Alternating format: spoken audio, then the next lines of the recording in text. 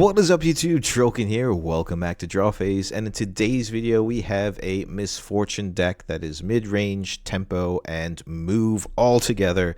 It's a really cool deck made by Oni the Shadow, an individual who I play on Tabletop Simulator. He's on my Discord.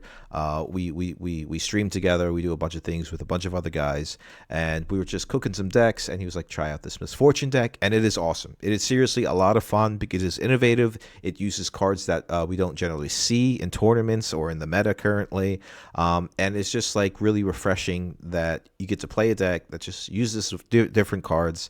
And yeah, I just wanted to highlight it today. But before we get into the deck list, if you haven't already, please subscribe. If we reach 1,000 subscribers, I will be giving away 3 structure decks to 3 individuals, and you get to choose which structure deck you would like, either Victor, Lee Sin, and or Jinx. So definitely, if you're looking out to pick up some cool prizes, hit that subscribe button, like, and comment. I greatly appreciate your support. So getting straight into it, let us check out the deck. It is really cool, guys. Seriously, you're gonna love it. So it runs Misfortune, obviously, because it's a Misfortune deck. So let's just talk about every single card, right? So Misfortune Bounty Hunter is the legend. Give a unit ganking at no cost. We are running 6 body and 6 chaos runes, a clean split. Back Alley Bar, one of the cooler battlefields that we don't usually see too often. When a unit moves from here, give it +1. So this is a move deck, right? We're playing Ride the Wind. We have ganking. There are ways to we're running First Mate as well. So there are ways to move more for your units in just one turn.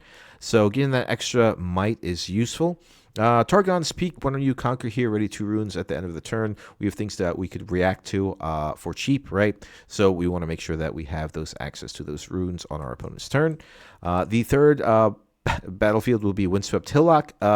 I know that's a lot of ganking, right? Because Misfortune gives a ganking, but just to have that option where you can give another unit ganking if it's your turn and things are ready, then you can start moving around and doing all these crazy things. Like, it's a very mobile deck, which makes it very fun. So, you know, when decks become more mobile, right, there's a lot of decision making involved, and for me, that takes like a little more skill, if you know what I mean. But it just makes it a lot more fun. So into the Chosen Champion, Misfortune Captain, 5 energy, 1 power for 5 might. With an accelerate ability, it also has ganking, and the first time I move each turn, you may ready something else that's exhausted. So obviously not itself, but that doesn't mean just units. That means gears and runes as well, which is really cool because we are running a really cool gear that has a lot of synergy with this deck. Seals, obviously, you can ready as well with Misfortune's ability, which is really cool. So we're running 1 of each, mainly for some like power mitigation, right? Because it is a little heavy when it comes to power cost because of bullet time. Dude, seriously, this card is insane. You'll see in the gameplay coming up, it saved me twice.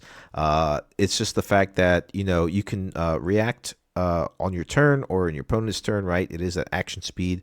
It reads for 1 energy, pay any amount of power to deal that much damage to all enemy units at a battlefield.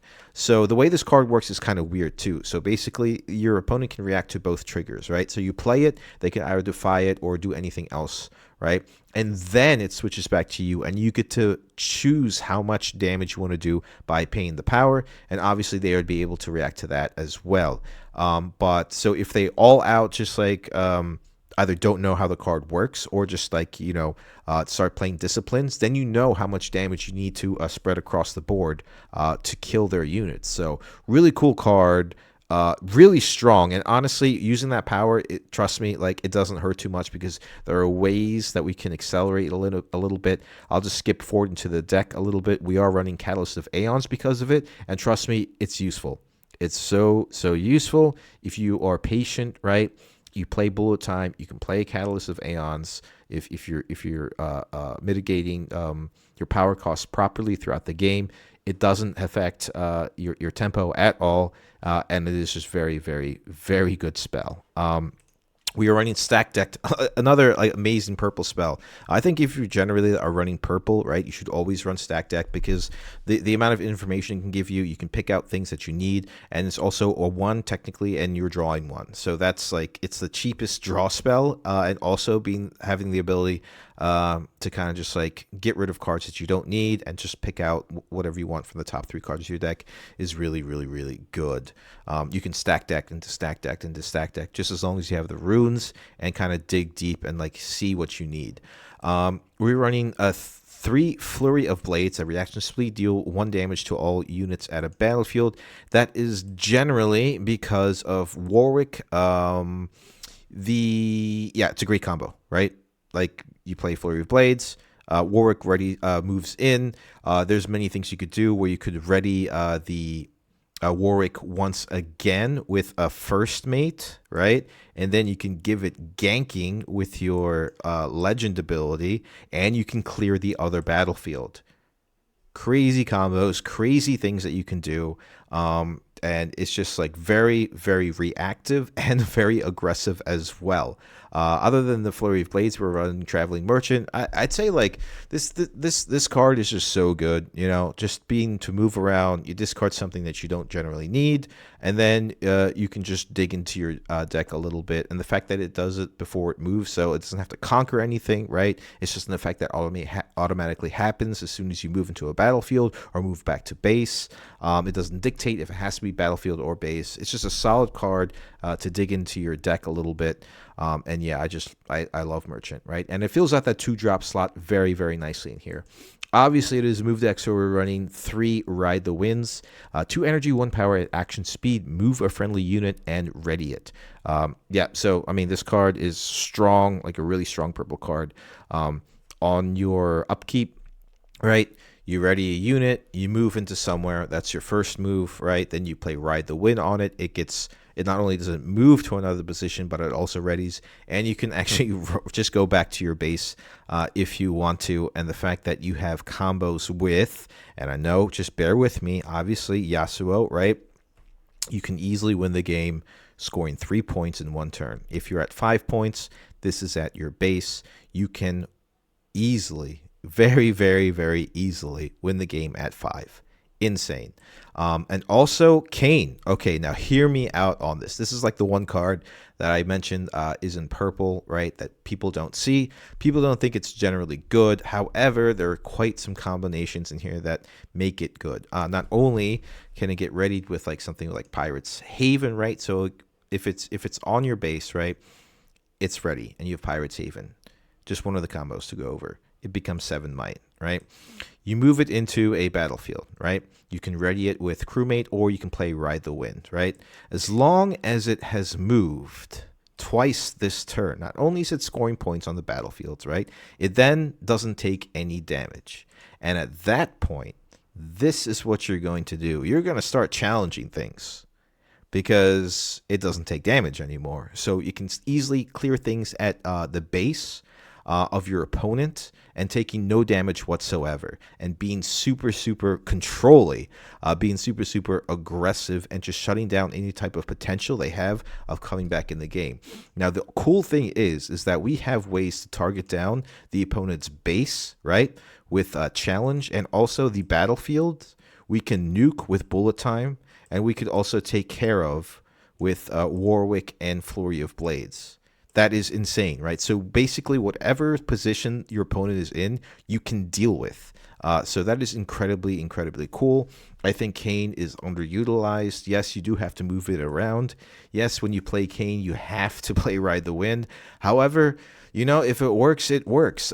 Speaking of moving our units around, other than Ride the Wind, we're running the Siren. So for 2 energy, and for the ability, you're going to pay 1 energy, and you exhaust it. Move a friendly unit at a battlefield to your base. This could be to save units, right? This could be to save your Kayn. This could be to save your Yasuo. This could be to save your Kiana or your Misfortune, right? You can also trigger it to move the Traveling Merchant, right? So you can discard and draw a card. Again, like this card literally has every single... like it hits every single card. Like all these cards have so much synergy. Everything plays with one another, right? The Siren moves Traveling Merchant. It gets an effect. It could move your Yasuo to score another point, right? It could trigger the ability of Kayn so that it becomes invincible, so you can start challenging things and killing them while keeping your Kayn. Just really, really interesting, and just so much synergy all throughout. Sneaky Deckhand is just one of those cards you got to get like those early points, right? You have an open battlefield, you move in with your Sneaky Deckhand, you score the point. It's just like to put some a little pressure early game, right, and just like get a hold of those battlefields. Pretty self-explanatory, nothing too crazy about that. Again, first mate, like I said, when you play me, you can ready another unit. You can give things ganking with those ready units. Like, it's just a really strong card because for one, 3 energy and 3 might is already fair cost for a unit, but the fact that it has such a good ability where you could just ready something else is insane. Again, like I was talking about before, all these cards have to deal with one another, right? You're first mating a Misfortune, right? It gets ready, then it moves. You're readying a Kiana, it moves, you can conquer something. Yasuo, obviously, you're going to score that 3rd point. Kayn triggers its ability. Warwick is already entered ready, right? So you do first mate again, and then you could pop him to the other battlefield if you played Flurry of the Blades. Like, this deck just has all the synergy, basically. I can't stress that point enough. It's so good and so much fun. Other than first mate, we are also running the Pirate's Haven on the 3 slot for 3 energy. When you ready a friendly unit, give it +1 this turn. We are doing this often, right? So we are readying the units maybe 1 or 2 times in turn, so +2 might, and plus just that initial from the upkeep as well. When it becomes your turn, everything gets +1. It's just good. It just fits in the deck perfectly, and it's just yeah. It just slides right in really good. Catalyst of Aeons, 4 energy. We know this card very well from all those Dazzling Aurora decks. It's in here just to kind of like help you push your runes, right? So you can do a lot of combos because this is a combo deck. Channel 2 runes exhausted. If you couldn't channel 2 runes this way, then draw 1. So if you're full, you can draw 1 and kind of dig into your deck a little more.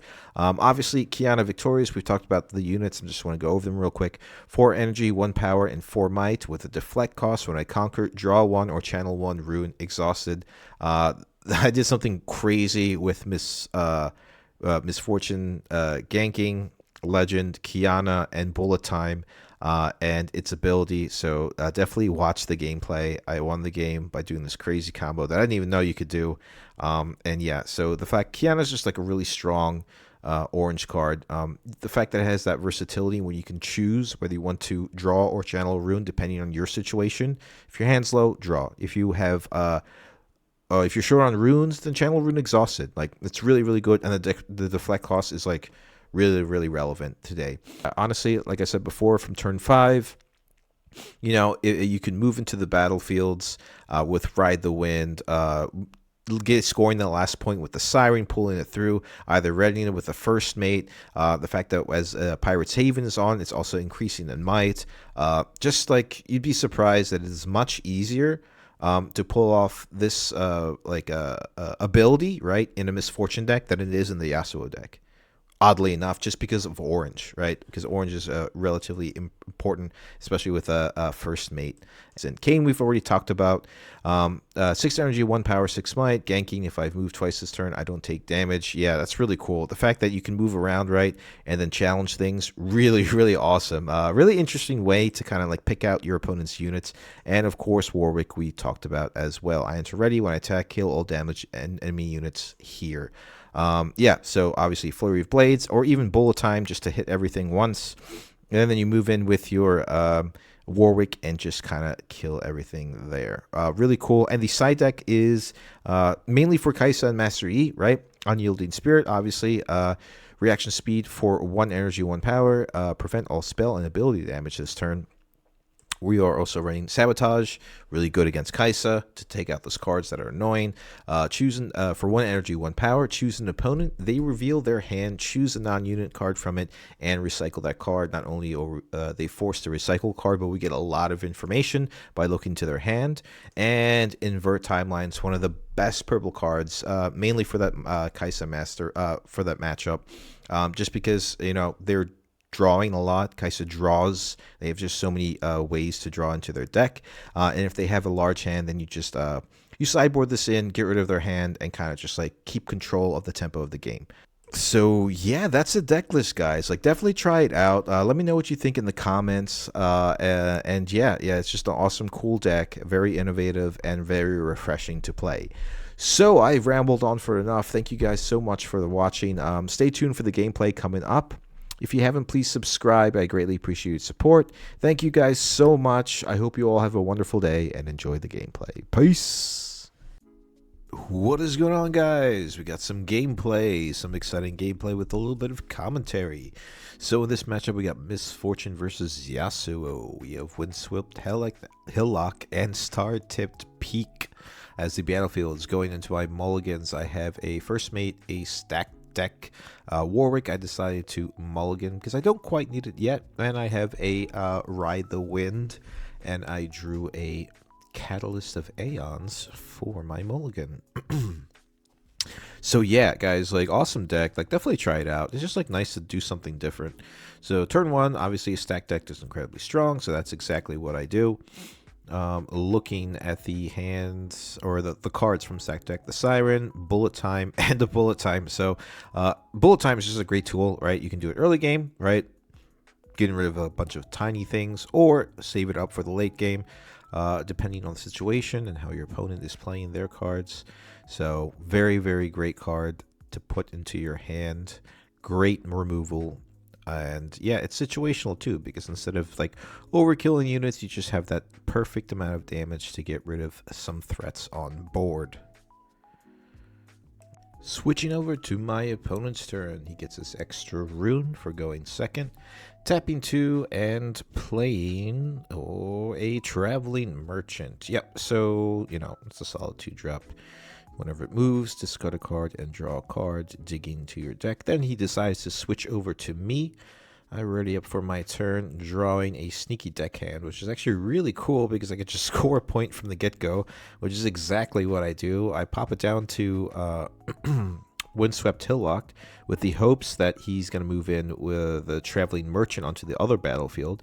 So next turn when it's ready, I can just gank over and conquer another point potentially. So passing the turn over to him, he readies up his runes. He's at 5 right now, so there are things that he could do.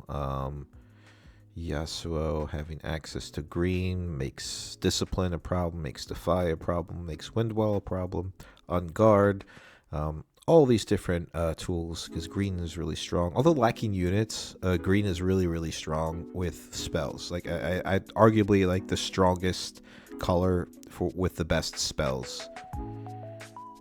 So he does decide to move over to the Star-Tipped Peak.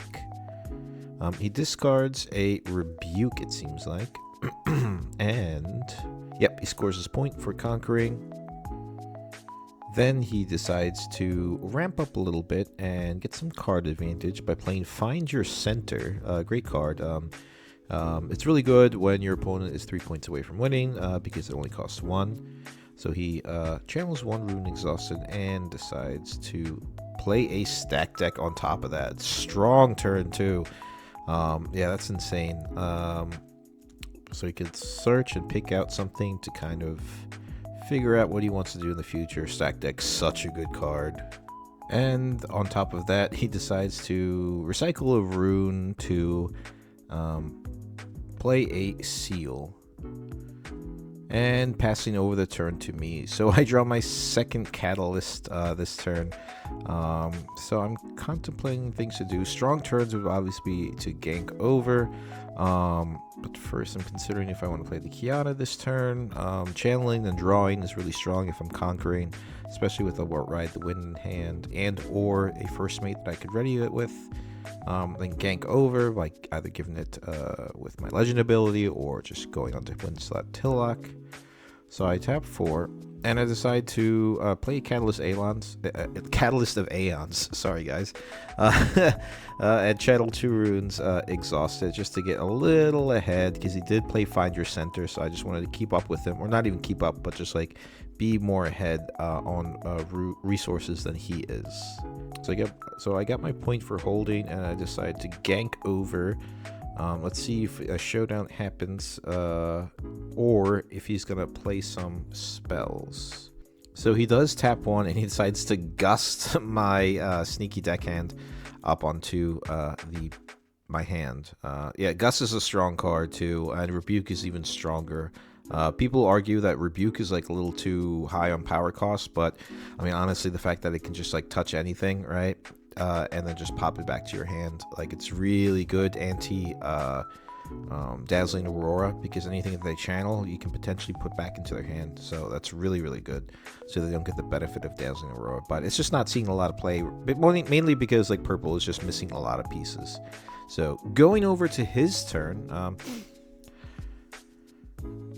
and he was holding on to Startip Peak, right? So he readied for his turn, and he channeled a rune Exhausted, so he gets a little bit of ramp. We are even now, so it's a good thing I played that Catalyst of Aeons to kind of match up with his resources.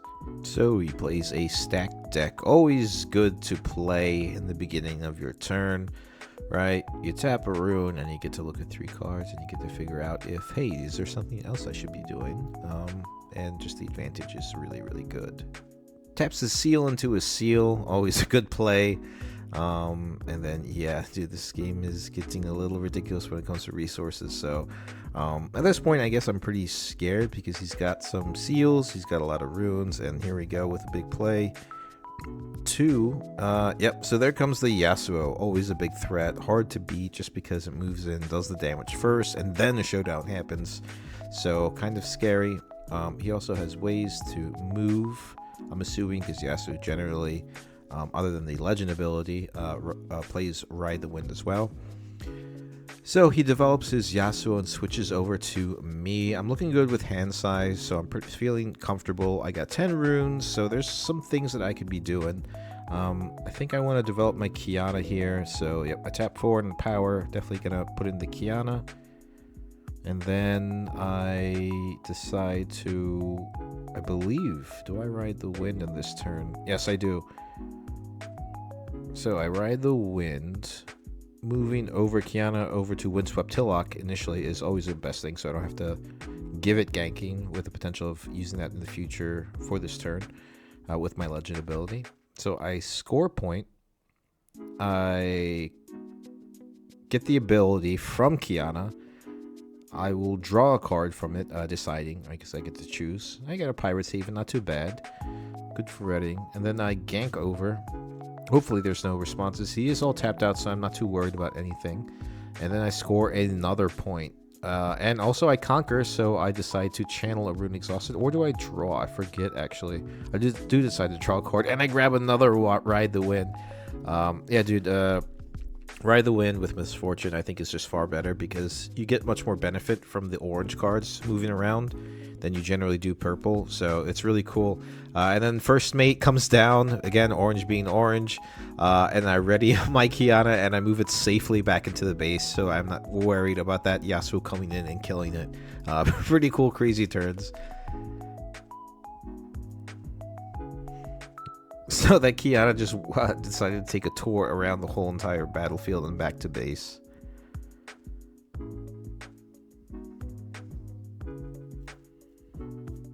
So switching over to my opponent's turn, he's tapping 5. 1, 2, 3, 4, 5, 6. And then one more in the power to accelerate a Tasty Faefolk. Very cool. I like Tasty Faefolk. I think it's really good. Does he want to move in onto the Startip Peak, or does he want to move on Windswept Hillock? I think the Hillock is the better choice, because next turn, if I can't contest it, he can score another point easily just by ganking over. Really cool turn. And I think he wants to keep Yasuo at base, because he wants to really wants to benefit from the attacking effect, right? So he just decides to pass over to me. I top deck another Kiana, which is good to have, you know, never a bad thing. And then we are going to consider some things right now. There's possibilities of just getting another point with deckhand. Moving in the first mate. Okay, so I decide to push the Kiana into start tip peak, score a point. I draw a Warwick, which is great because I got the combo of Flurry of Blades and Warwick in my hand. So if anything crazy happens, actually I did decide to do it right now to deal with the Tasty Fey Folk. So unfortunately that does actually hit my Kiana. I always forget about that. So just be careful in the future if you have a bunch of recruits on battlefields. Like don't play that combo. But it does also take care of recruits. I'm sorry, on both battlefields. And then I will play my Warwick. It enters ready, so nothing I have to worry about that. And it just moves in and already, without even touching each other, just kills the Tasty Fey Folk. He is all tapped out as well, so there's nothing he could do. He does get the Death Knell ability of, I believe, is it Channeling 2? Yeah, so Channeling 2 and then drawing 1. Really good Death Knell ability, honestly. Like, I really like that combo. It's really cool. It's a great Death Knell. Probably the best Death Knell in the game, arguably. Yeah, it's like there's a lot more cost to it, but it's still like a really cool effect. So switching over to his turn, he's got options where he could easily just move in and take out one of the two of my units onto the battlefield. So he plays another stack deck that is all 3 this game. Anyone who sees stack decks, like 3 stack decks, if you're playing an opponent and they play 3, you should be a little worried because they've dug deep into their deck and kind of, either if it's a combo deck, and even if it's not, they've gotten a lot of things that they need, that they're very familiar and comfortable playing. So be very wary about moving in all in if you've seen 3 stack decks, because it is just such a strong card. You dig 9 cards into your deck and you get 3 of them. It's just insane. So he decides to move in with his Yasuo over to the Windswept Hillock, where I have my Warwick. The effect triggers first, so he will be hitting the Warwick with 6 damage before the showdown even happens, so it just kind of picks off at Warwick. So yeah, there are things I could have done at that point, but I want to save them for later, so I just allow it to happen, and the Warwick goes away. Yasuo on Windswept Hillock is kind of scary because he can already gank over just from the battlefield's natural ability, and already take care of my Kiana if I don't respond or pull her back. So I believe still going over to his turn because he has only tapped 1 rune, and he has 3, 6, 9, 10 resources open.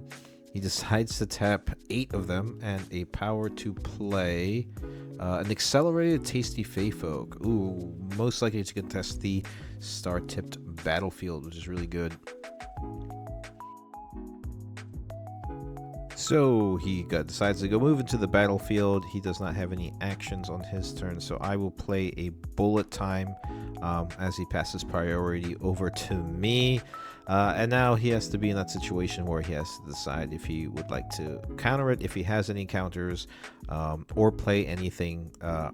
And before I actually say how many powers, he decides not to. He passes priority, so I decide to pop all my 6 runes, recycling them.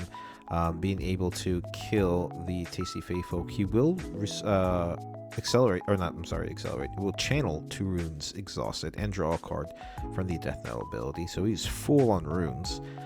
But I do get to hold on to the battlefield. That scoring point is pretty relevant. So I'm only down to 3 runes, and many people would say like, oh, you're kind of screwed, look at that resource management. Oh, and then the charm, brutal. So he decides to move over the Kiana from star tipped peak over to Windswept Hillock, forcing a showdown. Nothing I could do. He really wanted to get rid of that Kiana, so but I have another in hand, so I mean at that point it's fine. Like, there's something I could do about it. I couldn't respond.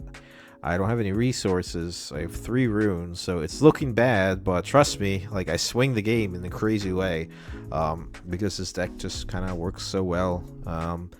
It just has a lot of synergy and a lot of outs. Passing over to my turn. Ready 2 runes, so I have 5 runes ready. He's sitting at 4, so I'm contemplating if I want to use a Catalyst of Aeons or not.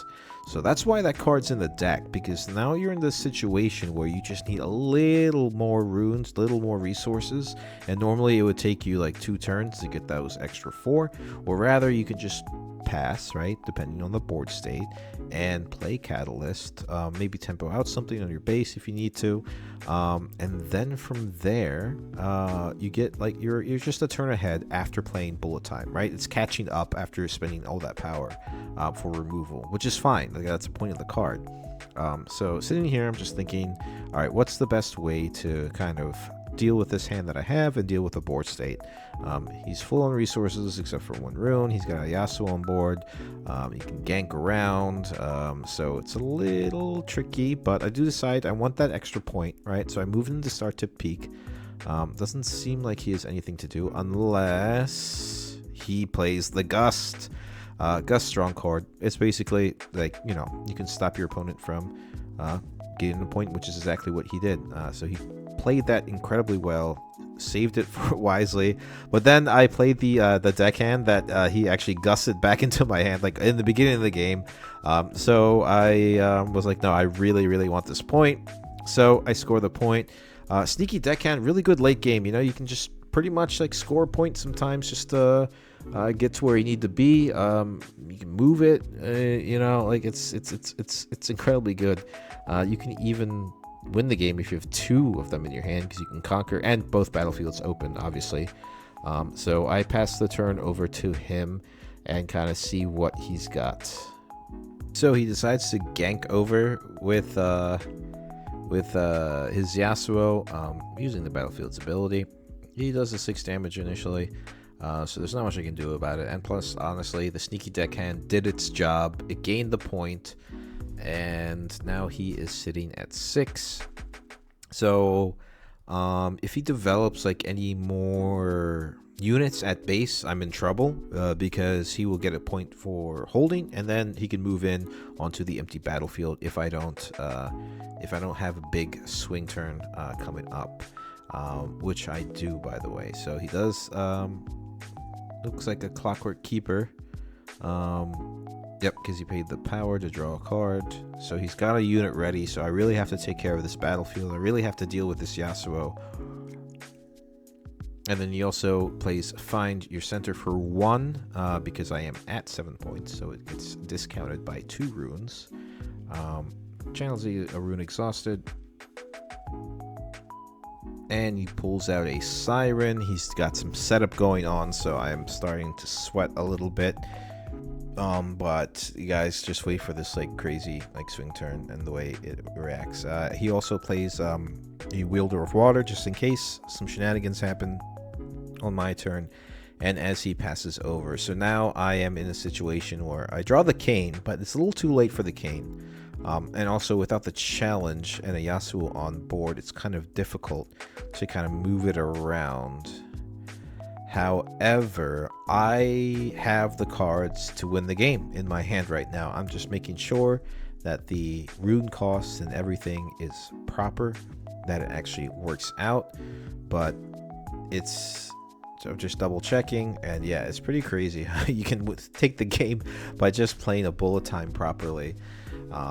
And with the Ride the Wind. So this pretty much was like a 3-card combo. And again, there are many ways I could have done this. I could have done this also with, if I had an extra rune, I believe, I could have done with Cane, and where I didn't have to play Bullet Time because it didn't take any damage.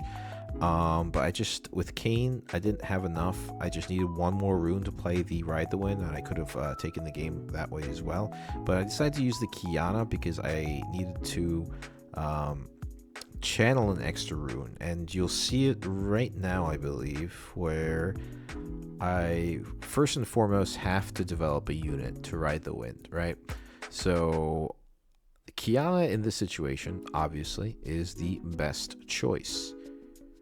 So I play the Kiana, right? I got 1, 2, 3, 4, and I use a power. All right. And I play the Kiana. Then I have enough to tap the 2 runes and play a power to ride the wind the Kiana. So with the Ride the Wind, I move it over to Windswept Hillock. Now I'm at 7 points, so I can't win the game unless I conquer both battlefields, right? So I draw the card from the Conquer, because that's what the rules are. But I use the Channeling the Rune as Kiana's effect, right? Then I have enough runes to actually bullet time and kill Yasuo because of the Conquer from effect of Kiana, sacrificing all or recycling all runes, nuking the Yasuo, and then ganking over with either the... I could have also used Misfortune if it wasn't a Windswept Hillock, right? But it was a Windswept Hillock, so I decided just to gank over after killing the Yasuo and scoring the last point. So a double conquer with a Kiana, right, in which I had no runes left over. I just left the 2 because the game was over. But honestly, I literally went down to 0 runes, scored 2 times in one game, drew a card, or in one turn, I'm sorry, drew a card, channeled the rune Exhausted, and moved 3 times. That's pretty insane. Like, and that is just the tip of the iceberg when it comes to the different combos you could do with this deck. So definitely check it out. The deck list is in the description. Have a lot of fun with it. Thanks so much for watching, and I hope you all have a wonderful day. Peace.